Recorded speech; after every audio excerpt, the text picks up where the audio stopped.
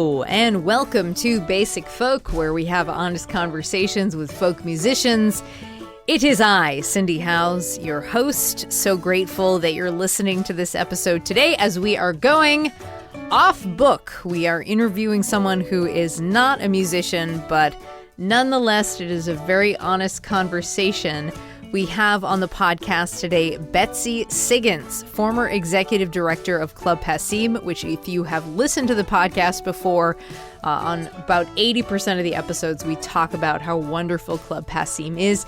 It is a folk club, nonprofit organization that's based in Harvard Square in Cambridge that does so much to help up-and-coming folk musicians and establish a lot of people's career, like Josh Ritter, Dar Williams, Naeus Mitchell, Patty Griffin, and it dates back to the 1950s. And Betsy has a significant role in the culmination of this club. And we certainly hear a lot of stories from Betsy about the club and about the musicians that she has interfaced with. She tells fascinating stories. We're so honored to have her on the podcast. Betsy will be receiving the Lifetime Achievement Award from Club Passim on November 14th as they celebrate their 60th anniversary. That award presented to her by her friend and former Boston University roommate, Joan Baez. That will be a night to truly remember. We're honored to have Betsy on the podcast and excited to get into this interview on Basic Folk. So before we get into it, though, I do want to point out that we do have Basic Folk knit hats for sale. They're on our website, cindyhouse.net. These are very special hats because they not only have the Basic Folk logo sewn onto them, lovingly sewn onto them by my mom, Pat House, who also knit these hats. So they're very special and available online at the website, cindyhouse.net. You can check them out right now. There's also pictures on my social media of these hats. They're fantastic. Cold weather is coming. You are basic. You love folk music. Couldn't be more perfect combination. Check them out at cindyhouse.net. All right, Betsy Siggins. I will say that my most fond interaction with Betsy Siggins is back when I used to work at Club Passim. I told her this after we finished the interview. I said, my favorite interaction is when we were getting ready for the Campfire Festival, which is this really big weekend festival. It happens on Memorial Day and Labor Day. And I was like running on fumes from working at 3 different part-time radio station jobs, just kind of like out of my tree trying to help and get ready. And I must have been, pretty insane at the time, whatever I was saying. And Matt Smith was there, and Betsy turned to Matt and she was like, "Where'd you get this one, Matt?" Like very tongue-in-cheek, like this person is crazy, but being very funny and very dry. And I very much appreciate it. And when I told her that story, she was like, "Aren't I lovely?" But she is. Anyways, hope you enjoy this conversation with the great Betsy Siggins. She is a treasure, and it was a real honor to sit down with her on her home in Cape Cod to talk about various things throughout her life. And I really appreciate her candidness. So please, let's sit back and enjoy our conversation with Betsy Siggins on Basic Folk.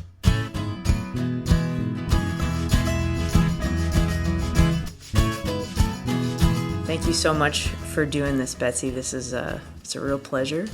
Well, thank you. Looking forward to it. So we are in Cotuit, Massachusetts, on the Cape, and this is the town that you grew up in. And it's a very lovely seeming town. I haven't spent much time here, but what was your town like growing up, and how have you seen it change since then? It was very small. It was really very, very small town. The town population was made up pretty much of white middle class Portuguese. There were a lot of Portuguese workers who lived in this town who I went to grammar school with and high school with. It was not a very liberal town. It was probably all Republican except the 3 people who were my parents' friends. That certainly has changed, but that's kind of what the makeup was. We moved here from New York City in 1947, the winter of 47. So I was in the 5th grade It was not an easy transition for me because I think I loved New York a lot. I went to public school there. My father was a naval architect, and he was working at the Brooklyn Navy Yard back then. My stepmother was a concert pianist who had given her first concert at 16 at Carnegie Hall. Wow. So I was well endowed with the musical background from very early on. After we came here, I went away to school after my stepmother and father separated and divorced. But I went to a school that was very, very, very art rich. And was that in Massachusetts? no, I went to a Quaker school in Providence for about a year. And then my father found a school that was really much more tempered to what I thought I liked, which was music and art and theater and dance. And so I went to Cherry Lawn School in Darien, Connecticut, which sounds fancy, but it's not. It was built on the Montessori method, and it was absolutely filled with kids from Broadway brats. But that's where I first got introduced, probably at age maybe 16, to the Everly Brothers, to Nat King Cole, to, well, backing up. For whatever reasons, there's still probably I'll never know. I could get Wheeling, West Virginia on my radio at night here in Catuit. So before I knew it, I was already a fan of country and Western. And it was the more very, very commercial country and Western. But it was great. I just loved it. I had no thinking about it. I just loved the sound. Mm-hmm. And so when I went away to school, I took up the accordion for a nanosecond in high school, really to make my mom crazy. And I think I did a good job because she practiced the piano in the living room. It felt like it was like 5 o'clock in the morning. So when I got to school and they said, "Do you want to try an instrument?" I thought, well, this ought to do her in. So I did that for a little while. Then I went away to school and I didn't pick up another instrument after that. Do you want to keep talking about your school in Connecticut? Just that it was a very enriching 3 years of my life, and I did a lot of theater when I was there. I always had trouble memorizing lines, but it was a school that was very forgiving, and I had a off-Broadway tryout for an off-Broadway play. I tried out for some small part of it, and it was a lot of fun. I was terrified, but it was a lot of fun. I didn't get the part, but that's okay. It was an experience. And then I went on to Boston University's School of Fine and Applied Arts. I don't think it has that nomenclature around it anymore, but I thought I was going to be in the theater. I had done summer stock here on the Cape for years and years and years with the Oberlin College Gilbert and Sullivan group. So now that I'm really old, I can remember all those songs. Yeah. In talking about trying out for the off-Broadway play, it brings to mind the question of what kind of young person were you? Were you shy or outspoken? I think I grew up both. I think I made up for being shy by being outspoken. But it wasn't until I got into my 40s that I kind of pulled that all together and got a sense of who I really was. My stepmother was a Czechoslovakian Jew whose family had escaped the concentration camps in Czechoslovakia. And her parents got here, and they both lived in Brooklyn, and they were milliners. They worked in a hat factory. And by the time my mother was 14, she was teaching piano at home because there wasn't a lot of money. Mm-hmm. She grew up to be non-denominational, but there was a lot of stinging in her past, and people in Catuit were not very interested in that kind of a person, especially because she was Jewish. And I literally feel like my father was far more popular. He was an old Boston Brahmin, came from the right side of the tracks. What's a Boston Brahmin? The very sort of higher upper class, well-educated white Bostonians. Mm-hmm. His deal was that he liked marrying women in trouble, and he found at least 3 of them.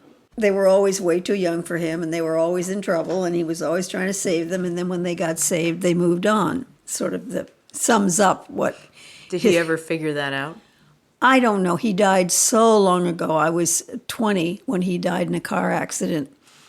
And I don't think we'd ever gotten around to those kinds of questions. I was busy being a bad girl, rebelling, not doing academic work. He would always have to try to take me over to Woods Hole to find me a tutor for things like geometry, algebra, chemistry, things I was never going to use, I don't think, but things that made my eyes cross when I looked at the work. And my father was very patient with me and very, very, very kind. He knew that things theatrical, things artistic were far more interesting to me. And I felt I had some talent, and that was important. I wrote bad poetry, I painted bad pictures. Oddly enough, I was the captain of the basketball team at Cherry Lawn. I don't know how all those things blend together, but they were my past. So interesting. So you mentioned you attended Boston University in 1958, where you met Joan Baez. That is correct. You met in drama class? We did not. No. We found out a few days down the pike that we were both in the theater school.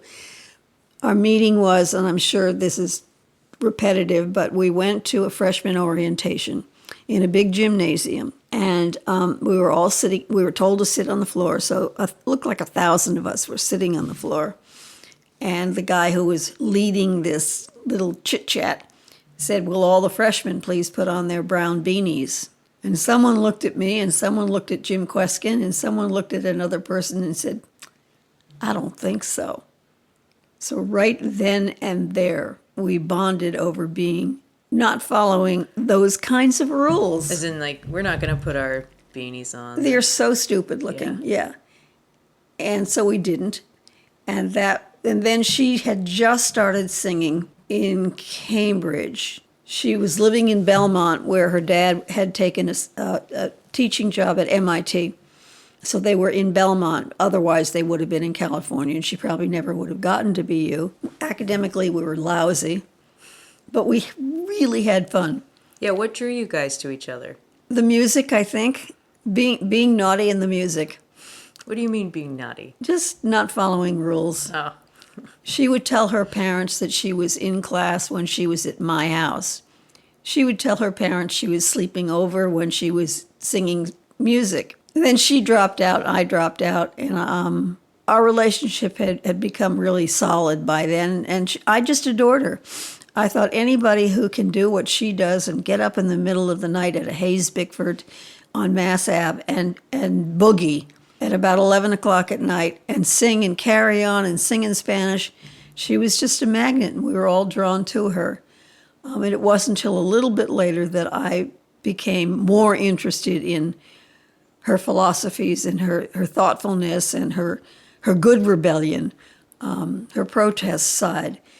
And right after that, a little after I'd met her, I met Bob Siggins because he was playing. I was working at the Golden Vanity, the Cafe Yana, and Club 47. And Bob Siggins had come to Harvard on I think it was a football scholarship or a running scholarship from the Midwest.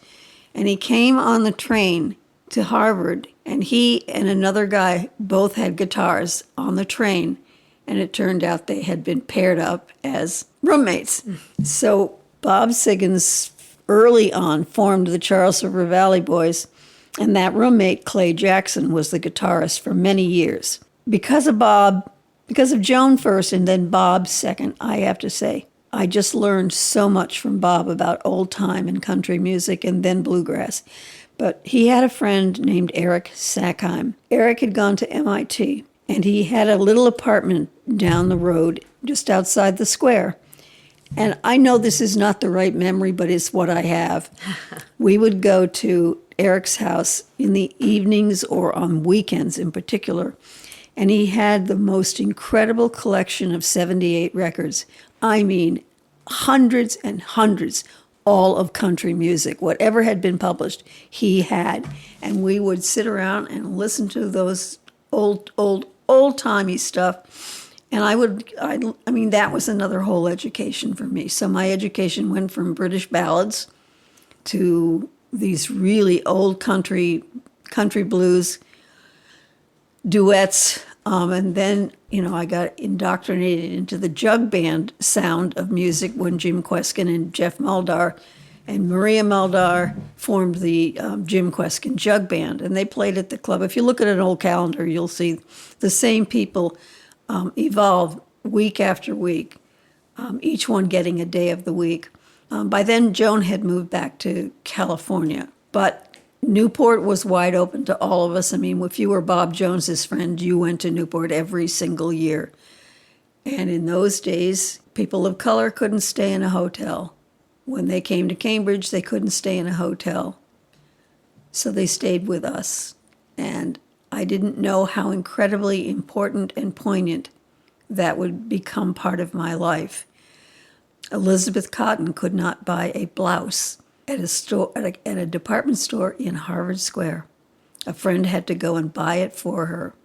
Mississippi John Hurt and Reverend Gary Davis, those are the guys that would stay with us, with the Muldars, with me, with Kweskin. There were other people that their lives were changed by that experience.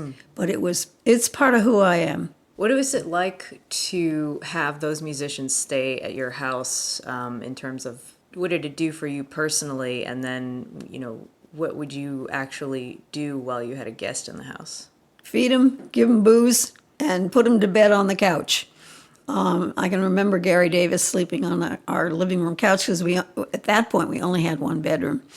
And he would come and, those guys would come up to Newport and play, and then they'd come to Club 47 and that was sort of their route. There weren't many places that had known them or were booking them, and we became that pathway from this deep south to Newport to us and then down to the Smithsonian.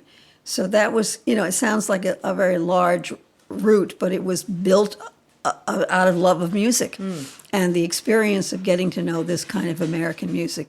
I worked at Harvard's radio station like one Saturday afternoon a week with a guy named Dan Becker and Tom Rush, and we played whatever we wanted, and we had friends come in and sing. Tom Rush, the musician. Yes, Tom Rush, the musician. Tommy, as I like to call him. When I talk about this stuff, it just truly, I find it amazing to think that we are all still those 18-year-old kids still, and that those friendships have existed through music and about justice and about inequality and about women's rights and people's rights and you name it. As somebody who's seen a lot of change over the course of being involved in the folk music scene, how have you seen, what is your observation on how race relations and how people treat women in the music world? I think it's a lot better, but there's always room for more improvement. I think women are still struggling. I don't think they get paid enough. I don't think they get enough kudos unless they're huge pop stars like Beyonce. I mean, that's another realm of music that they've made a lot of money and changed a lot of hearts. I like rap music. I mean, I've always thought of rap music as the same thing as the Beats, talking freely and openly and kind of scolding us for what's wrong in the world. And I fell right into it. That's my explanation.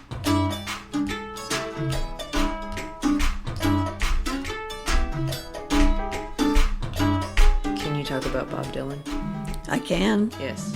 I'm interested how you met him and what was his part of the Cambridge scene and your recollection of Dylan going electric and your favorite memory. You're not going to get that one.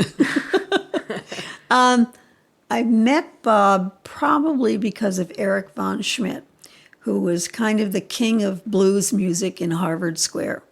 And lots of young wannabe blues musicians hung out with Eric all the time.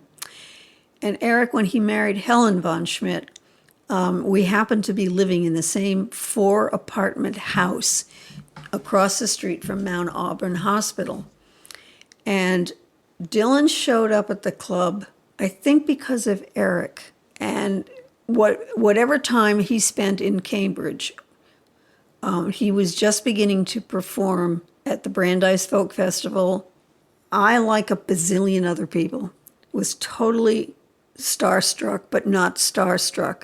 I was amazed at how he could think, how he could talk, how he could carry on with all the information he already had in his head, the quest he was on to know more about the world and about writers and about artists and playwrights and poets. My recollection is that the Charles River Valley Boys had a gig at Gertie's Folk City in the Village, and that Dylan was on the bill. And that Dylan would say to me, didn't happen a lot, but he said, listen, let's go out into Washington Square Park. I need to smoke and I need to talk. So we would go out into the park and we would sit in the afternoon or the early evening, and he would chain smoke, wiggle his foot, and talk about stuff that I just felt, God, I wish I'd known that stuff. It was just amazing. Again, it was a trip for me to expand who I was. And I didn't formulate it at that time so much, but it became that. Was it hard for you to find your place in this world full of musicians when you yourself was not a musician? No. I liked being the mama bear. I liked that role of being also the bitch, bossing people around, putting people up, making meals, going on small road trips, going to concerts with artists. I love that part of it. And the three songs that are recorded of me are with Jim Rooney, real country stuff. But it was not what I wanted to do, any more than I wanted to really be an actress. I liked the world. I didn't like the work. Mm. So I found that place to be very warm and comforting, just to be on the sidelines, just that. You're a caretaker. Yeah. And I loved that idea, and because I didn't feel like I got very good caretaking when I was growing up. So I want to talk about your work at the Smithsonian. So Club 47 closed in 1968. You moved to Washington, D.C. Yeah, Bob had gotten postdoctorate in neuropharmacology. You want to know what that is? Brain. It's chemicals of the brain. Yes. So we had a reason to move to Washington because that's where the job was. And I had become really good friends with Ralph because he and the Greenbrier boys used to play at the club. They played in Newport. We hung out together. And Ralph was just like this incredible person who knew everything about folk music, certainly that I didn't know. So I got to know that too. When we went to look for a house, I went to look for a house in Washington, and Ralph picked me up at the airport. It was the night that Martin Luther King had been killed, and the city was in flames all around the ridge of the city. I don't know about all around, but certainly there was an awful lot of vandalism and fires. And Ralph picked me up, and we drove around to some of these areas, not into them, but around them. And that had a real effect on me.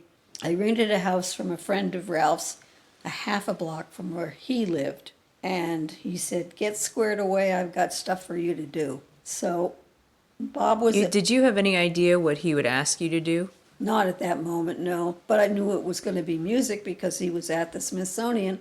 And you were game. More than game. He had the first Festival of American Folklife on the Mall the year before. So it was in its second summer when I got there. I got there at the end of April, middle of May. And one of the things Ralph really needed was he wanted to humanize the different cultures that were represented on the mall for those 2 weeks. I guess it was 2 weeks. What I mean by that is he would pick a state, let's say Wyoming, and he would bring in the music, the dance, the food, the Native American culture, so that you got a full picture of what that microcosm of Wyoming looked like. One of the things Ralph had me do was to be a liaison between some of those groups and the outside world. The Native Americans were shy, and they didn't know what to do other than to do their craft. And so I would try to be that person that humanized the experience. I don't want to paint a picture of my making, more of this than was due, but I loved that work, and I loved this, working at Club 47. It was caretaking. You lived in New York for 20 years and founded programs for homeless individuals with AIDS and worked at various soup kitchens and food pantries. So while you were in New York, how did you stay connected to folk music? In the 70s, I think it was Thanksgiving, and I was feeling like I was completely out of place. I didn't know what I was going to do with the rest of my life.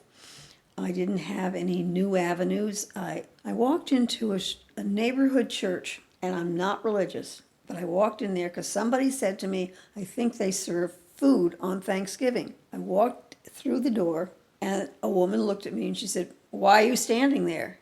I said, well, I just barely got through the door. She said, go pour that coffee. And I got stuck.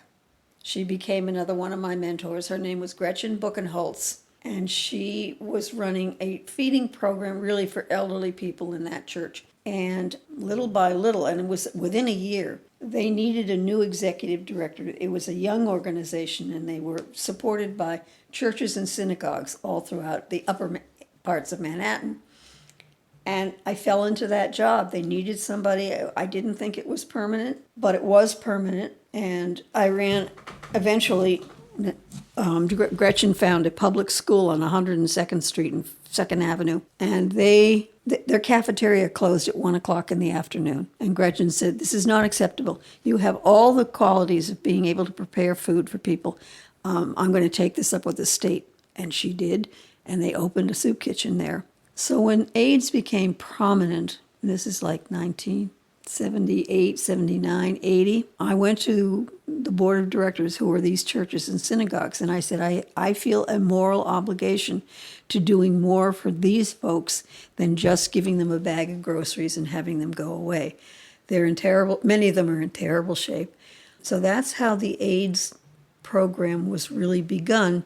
I mean, I involved myself in as much of their lives as was healthy. I knew there was a line that I could draw. And I guess feeding people who were so disenfranchised in America became really important to me.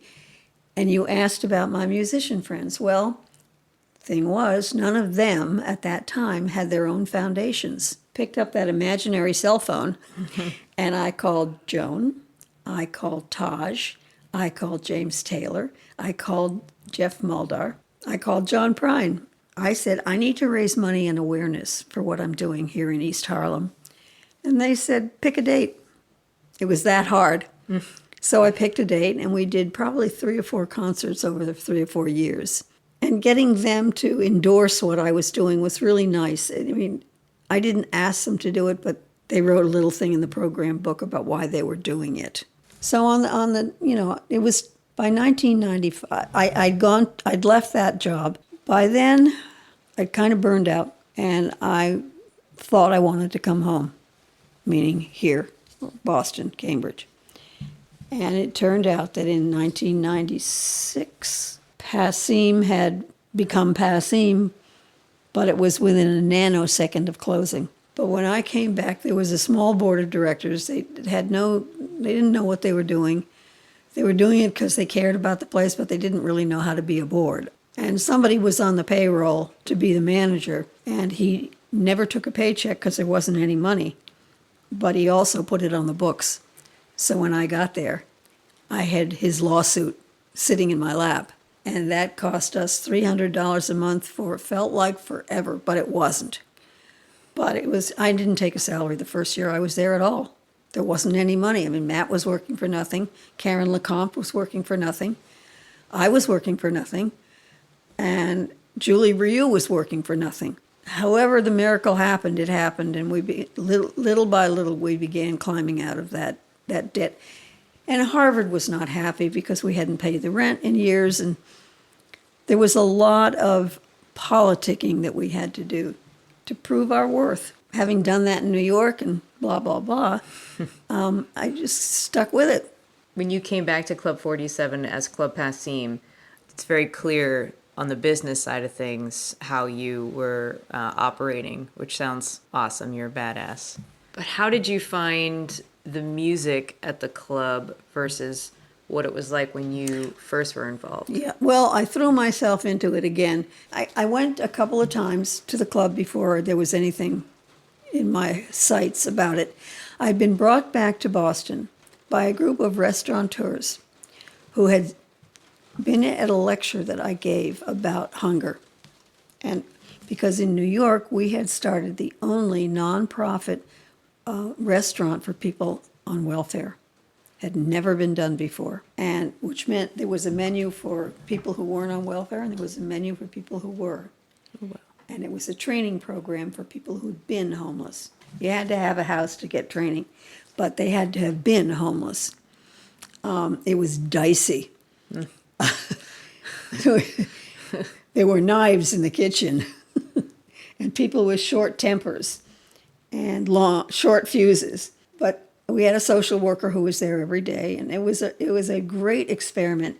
And one of the things I did there was I convinced probably 10 or 15 top chefs in New York to come and donate a meal. And they donated a meal, and they taught the kitchen crew how to make it. Anyhow, back to Boston. I'd come up to Boston to do a talk on that process of doing that training program and low-income menus. And somebody from the Boston restaurant world was there. And about 2 months later, he called me up, and I was still at Food and Hunger Hotline, and he said to me, would you have any interest in moving back here? I know you're from here. Would you have any interest in moving back and replicating that program here in Boston?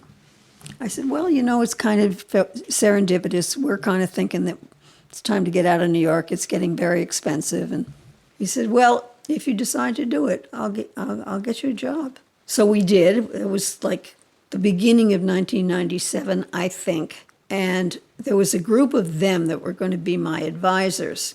And what they didn't tell me, and they certainly should have, but they didn't, they wanted me to raise $3 million and start the program within 2 weeks. Good luck. Yeah. I said, you have misunderstood me. This is about community building. I have to be in a community. I have to convince a community that this is a good thing. Mm-hmm. We have to raise awareness before we can raise money. Mm-hmm. Oh, they didn't like that at all. So after 3 months, they said, clearly this is not a program that's going to work for us. I said, you're right, it's not. Mm. So that's when I went to Passim, full tilt. And Julie was really cool with me. She said, I've missed 20 years of music. I know my past, but I need re-education. And she said, I'm going to give you a stack of CDs. You're going to take them home, and we're going to talk about them. Bless her heart. That's how I got back into Passim. What did she give you? Everybody Ellis Paul, John Gorka, Sean Colvin, Nancy Griffith, lesser knowns, that were hanging around the club. But it was, it was like a crash course in who was playing music now. Mm. And then when I got there, it seemed important to reintroduce some of the old timers who were still playing music and who still sounded good, to mix it up. And of course, that's what happened, and that's what happens now. I mean, Matt's a magician. Yeah, he is. Just a magician at what he does and how he does it. And I'm very grateful to both Julie and to Matt for giving me the space and time to learn the craft again. You started the New England Folk Music Archive in 2009. How did that idea come about? Where is it actually located? University of Massachusetts in Amherst. It's in that big archive building they have with a lot of left-wing wonderful archives up there.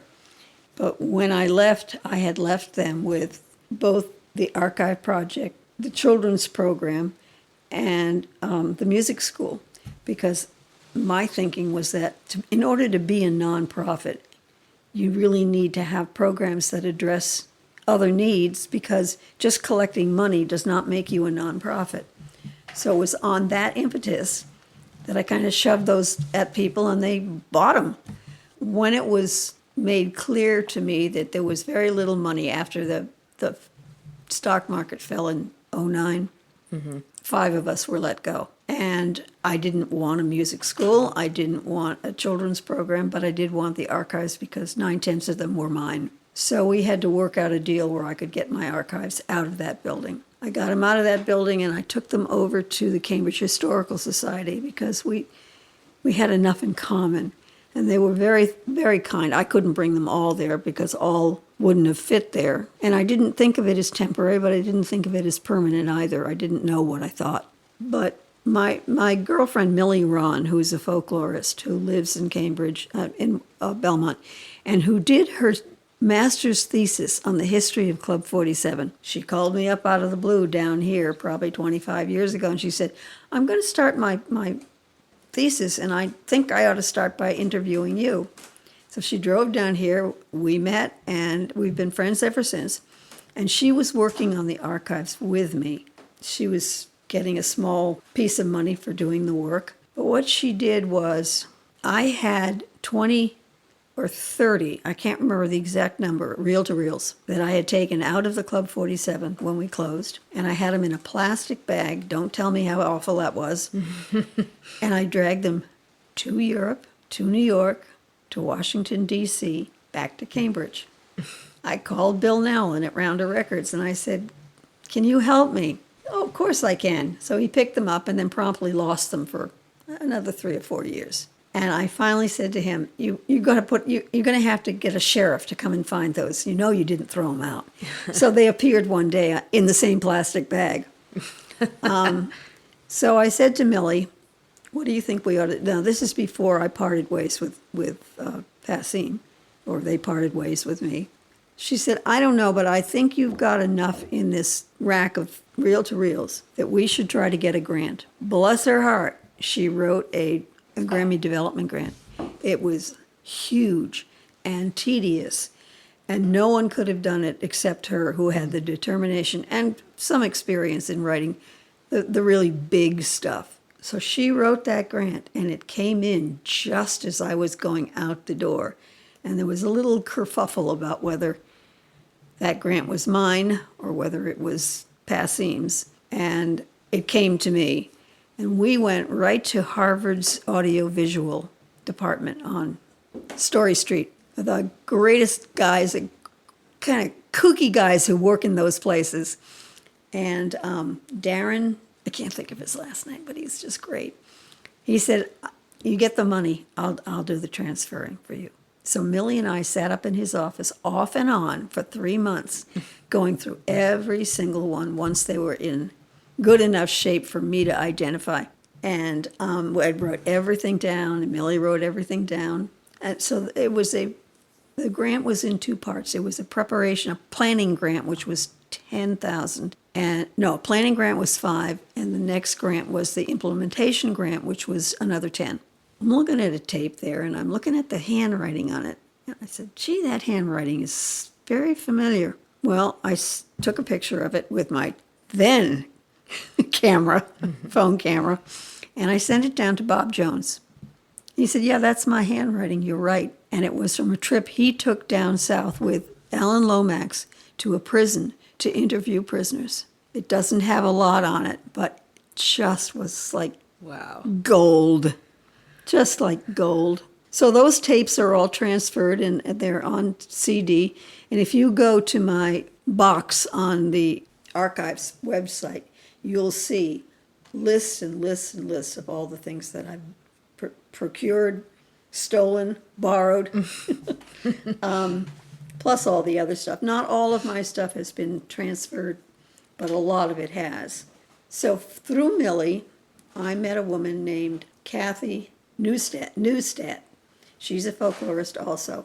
Kathy said, why don't you meet my husband? And I said, okay. She said he just left his job at the Pew Foundation after 30 years of raising money mostly for conservation. Tom and I clicked. I grabbed Brian Quinn from the old days, and I said, I need your help. I need your steadiness. He became the president of the newly formed nonprofit of Folk New England. Tom became the executive director, and it was Tom that went to the guy who runs the University of Massachusetts, its archives, and he said, do you have any folk music? And he said, Rob said, no, I don't, but boy, would we love some. And so Tom said, well, I got a deal for you. So the last thing that Rob Cox, who's the head of the archives there, he's just acquired the Daniel Ellsberg papers. What are those? Remember Watergate? Yes. All those No, papers. I wasn't alive then. Well, you know I of know it. of it. I've heard of it. Okay, the Daniel Ellsberg was the Watergate papers. Oh. And the end of Nixon's term. So they Wow. just got all that, which is fabulous. Wow. So I'm the only folk music. I am now beginning, and I mean beginning, my memoirs. What's that process been like for you? I can't even answer. I am such a procrastinator. But I've had these guardian angels that probably never thought of themselves as that.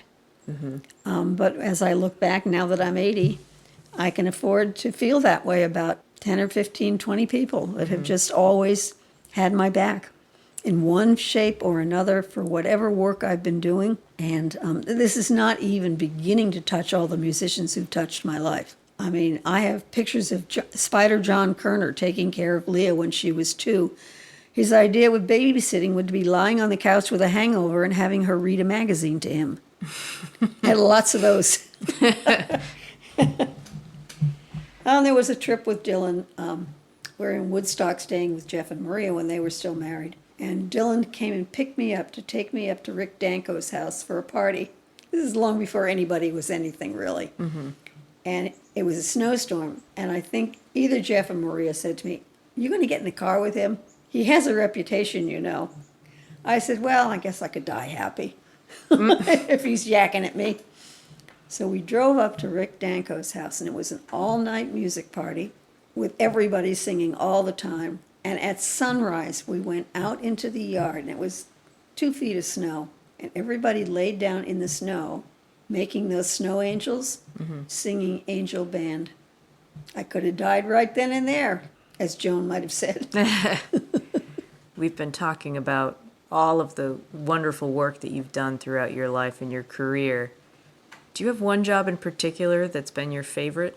Nope, they've all benchmarked my entire existence, and they all came around at the right time. Who would have thought I would be running soup kitchens and programs for people with AIDS in East Harlem? Couldn't have imagined that. I mean, the other thing that I would say is that I neglected to tell you that Ralph Rensler often would send me on road trips with Mike Seeger. Not often, but a couple of times.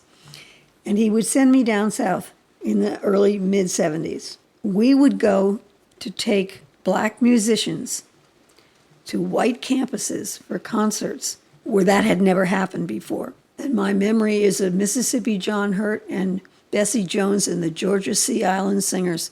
The Georgia Sea Island Singers lived on an island off of the coast of Georgia. When the tide came in, you couldn't get there. It was that remote, and they were just like full of life, full of chutzpah. And we would be driving an old kind of converted truck, and we would take them to Atlanta. I remember particularly going to Emory College, and their feeling that what is this going to feel like to be in an all-white campus college concert with just us black folks. They could not have been more gracious. They could not have loved the music more. It was a huge turning point in everybody's life that this existed in their country, in their life, in their counties, and they'd never heard gospel music before. So that's the kind of thing Ralph would have me do. I was with him towards the end of his life.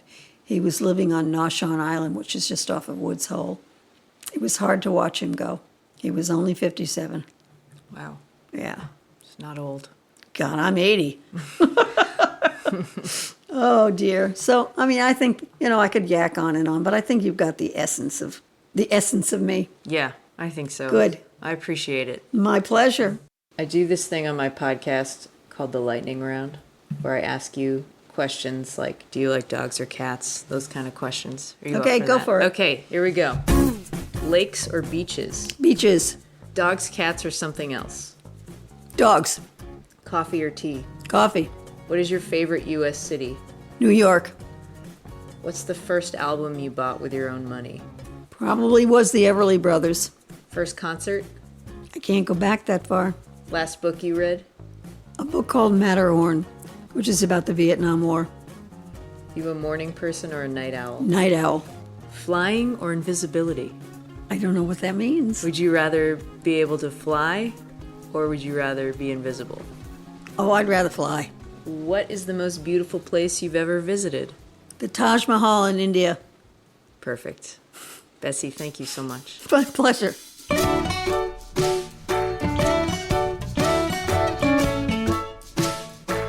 Betsy Siggins for the win in the lightning round. She was great. I'm pretty sure Betsy Siggins was the best person we've had on the lightning rounds. So very much appreciate her sitting down. Actually, we sat down for an hour and a half, and it was very difficult to edit this down to 40 minutes of gold, but we did it. Thanks to Adam Corey, who produced this episode of Basic Folk, with assistant production from Laura McCarthy. Lindsay Myers is our business manager. Alex Stanton of Townspeople does our music. I'm Cindy Howes. I host Basic Folk. Also, you can check out my website, cindyhouse.net, for show notes. You can also sign up for the mailing list on the website, and you can sign up for the Facebook group Basic Folk Basics. Hey, subscribe and review. Tell your friends. Buy a knit hat. Be a star. Appreciate you, and we'll talk to you next week. All right, thanks a lot. Bye.